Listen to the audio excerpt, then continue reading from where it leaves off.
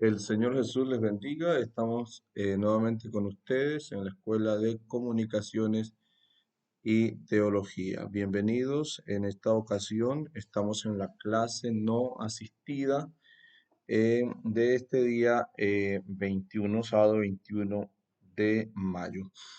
Agradecemos al Señor la oportunidad que nos da pues de vivir y de compartir con ustedes esta capacitación. Agradecemos al Señor por todos los que han estado conectados en las clases en vivo de la semana anterior. Y entre otras cosas, haremos un repaso breve de lo que hemos visto. La materia ha estado dividida en cuatro capítulos. Hemos visto qué es la hermenéutica, esto es decir, los conceptos generales de la hermenéutica, también el concepto de la exégesis. Además de eso, hemos visto una diferencia que existe entre la hermenéutica y el exégesis, pero cómo estas compaginan entre sí. Hemos visto también eh, algo muy puntual que se debe hacer al momento de interpretar, es la diferencia entre interpretación y aplicación. Cuando hablamos de interpretar, es lo que el autor tuvo en mente al momento de escribir, y cuando hablamos de aplicar, es el uso que hacemos en nuestro tiempo, ahora, cuando aplicamos ahora X o Y pasaje de la Biblia. También hemos hablado del contexto, que es distinto al que el escritor escribió, al nuestro. También hemos hablado de los abismos o distancias, que es algo parecido a los contextos, pero esto más quiere decir con el tiempo, o sea, la distancia, y por esa distancia de tiempo la gente tenía una cosmovisión eh, de la época sobre lo que los escritores hablaban. Y nosotros pues tenemos otra cosmovisión, ya que hay una distancia bastante abismal entre el tiempo bíblico y el nuestro. Ahora vamos a centrarnos en la tercera lección, que es donde dijimos que íbamos a hacer énfasis, y es sobre las reglas de la hermenéutica. La hermenéutica como ciencia y arte tiene una serie de principios por medio de los cuales es posible interpretar adecuadamente la porción de la palabra de Dios que es puesta en consideración. Cada principio presentado es producto del trabajo de cientos de años y hombres que pusieron todo de sí para poder de esta manera tener estos principios, que son ayuda inestimable en el estudio de la palabra de Dios. Entonces, enfatizamos en las reglas de la hermenéutica, reglas que usted y yo tenemos que considerar al momento de interpretar un pasaje de la escritura. Al momento de querer entender un libro como tal, debemos considerar algunas cosas. Entonces, vamos a mirar, aquí tenemos em, cuatro de las 11 reglas de la hermenéutica que ya hemos mencionado, pero hoy vamos a enfatizar en la regla número 3. Vamos a mirar a vuelo de pájaro las otras, y la regla número 3 vamos a detenernos haciendo énfasis. Bueno, lo primero es, la primera regla de la hermenéutica es preciso en cuanto sea posible tomar las palabras en su sentido usual y ordinario. Es decir, no creer que cada palabra tiene un misterio detrás de ella, sino que en muchos de los casos, a excepto de los libros del Apocalipsis y Daniel, y que dan un mensaje más profético, eh, esos libros sí, sus palabras contienen una figura de algo que quieren explicarnos. Pero generalmente los demás libros son escritos en la lengua común del pueblo, para que el pueblo común pueda entenderlo. Entonces, no pensar como de forma siempre alegórica que esta palabra quiere decir algo más, y hay que buscar de qué más significaba. Jesús dijo, de los lirios del campo, habló de las aves del cielo, y de eso era que hablaba. No estaba detrás de su mensaje, no había nada escondido. Era un mensaje claro, sencillo, entendible para el público que estaba con él. La regla número 2 dice que es preciso tomar las palabras en el sentido que indica el conjunto de la frase del texto. Cuando vemos un texto compuesto, entonces vemos que qué quieren decir las frases que nos llevan a la interpretación del texto en sí, y eso nos va a ayudar mucho para no alegorizar, sino que tomemos las palabras en el sentido que el conjunto de las frases del texto lo indica. Nos vamos a detener en la regla número 3 de la hermenéutica, que es necesario considerar el contexto del pasaje. Y para esto vamos a mirar en nuestro módulo aquí, cuando hablamos de este tema. Aquí está la regla número 2 que vimos hace un momento. Y aquí está pues la regla número 3, que es la que nosotros vamos a considerar. Ahora dice, es necesario considerar el contexto del pasaje. El contexto son los versículos que antes y después del texto se estudia. Esto es en primera instancia. El contexto son los versículos que están antes y que están después. Pero a distancia de esos versículos también hay contextos que los versículos anteriores y posteriores no nos lo dicen, pero que nosotros debemos investigarlos, que son contextos históricos, políticos, económicos, que llevan a la narración de tales sucesos.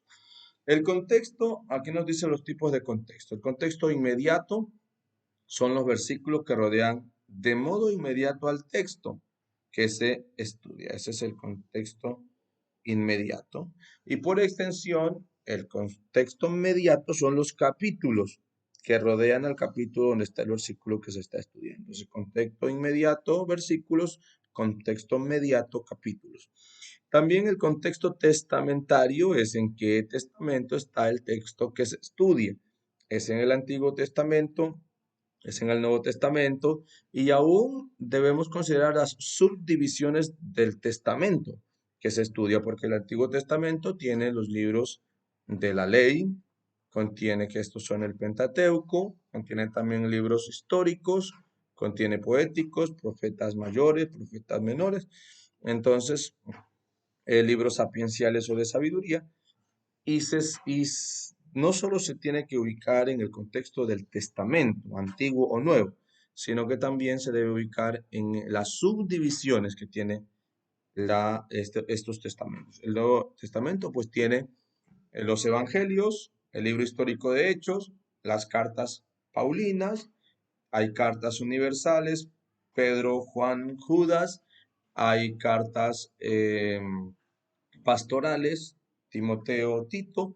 Entonces tenemos que ver aunque estén en el Nuevo o en el Antiguo Testamento, en qué subdivisión se encuentra ese pasaje que estamos estudiando. Y también el contexto general, que es el contexto de toda la Biblia.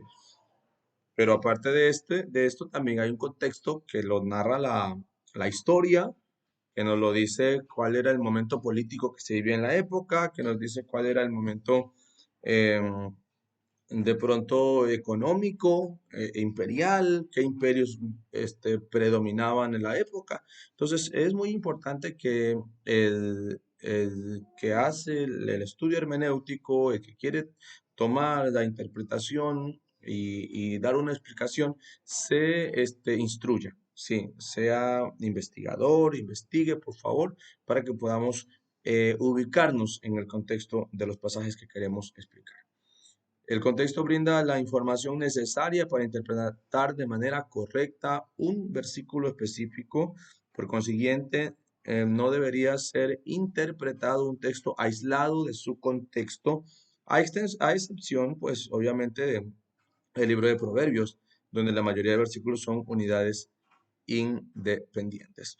Pero generalmente el contexto no puede ser desconocido. El contexto explica el sentido y significado de palabras, frases y oraciones, textos o recursos que son de difícil interpretación. Entonces, cuando nosotros leemos un pasaje de la Biblia y, y lo desconectamos del resto de la escritura, vamos a tener problemas, vacíos. Les haré un ejemplo muy sencillo que encontramos en Gálatas el capítulo 5, el versículo 1, que dice, está por firmes en la libertad con que Cristo os hizo libres y no volváis a estar sujetos otra vez al yugo de la esclavitud. Cuando las personas leen Gálatas y leen así versículos salteados, no entienden el contenido de Gálatas, qué es lo que el apóstol Pablo quiere decirnos en esa carta.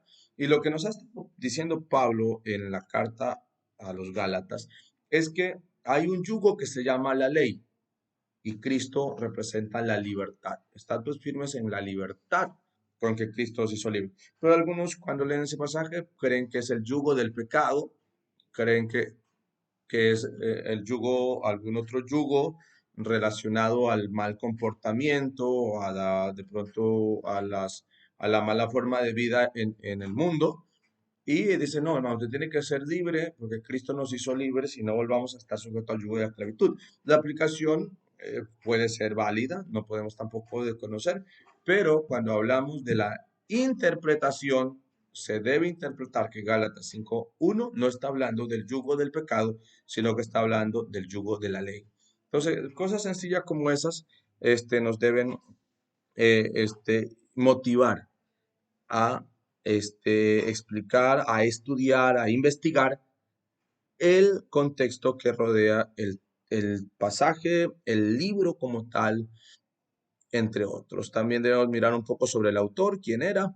El contexto determina si la palabra o texto que se está estudiando debe ser interpretado de manera literal o a su vez de forma figurada. Esto también hace mucho más presencia en el libro de Apocalipsis y Daniel, pero muchas partes de la Biblia también hablan en sentido figurado y esto pues debe hacérselo con mesura, no se puede alegorizar toda la Biblia porque estaríamos cayendo en errores doctrinales si alegorizamos, si creemos que Jesús lo que dijo no lo dijo, sino que quiso decir otras cosas. Bien, vamos a ir cerrando. A veces en el estudio de la palabra de Dios se encontrará que el pensamiento del autor se rompe, es decir, el sentido del pensamiento lógico se pierde. Esto es debido a que el autor propone un paréntesis para incluir una idea suplementaria, complementaria, etcétera. Luego de terminar la interrupción, continúa el pensamiento básico. Y esto también se da mucho en el libro de Eclesiastés. En el libro de Eclesiastés hay que tener mucho tino para leer este libro y saber cuándo hay consideraciones, cuando hay un criterio y cuando hay unas conclusiones. El libro de Daniel es un libro muy interesante. No siempre el pasaje está entre corchetes, lo que facilita su identificación como pasajes de paréntesis. De allí que se debe tener cuidado cuando se lee la escritura de manera especial, tomar en cuenta los signos de puntuación que indican pausas o variación del pensamiento. Les recomendamos a los estimados estudiantes que tomemos muy en cuenta todas estas consideraciones que nos hace el módulo. De allí que se debe tener cuidado cuando se lee la escritura, de manera especial tomar en cuenta, ya he dicho, los signos de puntuación y se debe tener en cuenta que la división de capítulos y versículos no pertenece a los originales, son ayudas que fueron transcurridas que fueron introducidas, perdón, al transcurrir de los tiempos para dar mayor facilidad y encontrar citas bíblicas. Por consiguiente, estas divisiones no siempre han seguido el orden lógico del pensamiento en algunos capítulos y versículos. Concluimos, ningún pasaje bíblico puede ser tomado como base de una doctrina si es que no se refrenda con el contexto general de la palabra. Entonces, amados estudiantes, les motivo que sigamos. Nos volveremos a ver, si Dios lo permite, el sábado que viene, ya el sábado 27, ya el sábado 28, perdón, el sábado 28 ya concluimos con el módulo, los deberes pues deben ya enviarlos el sábado 28 y nos preparamos para el examen presencial. Con ustedes, el pastor Edison Zambrano, ha sido una bendición muy grande poder acompañarles en este repaso y refuerzo del capítulo 3 de la Escuela de Comunicaciones y Teología. Dios los bendiga.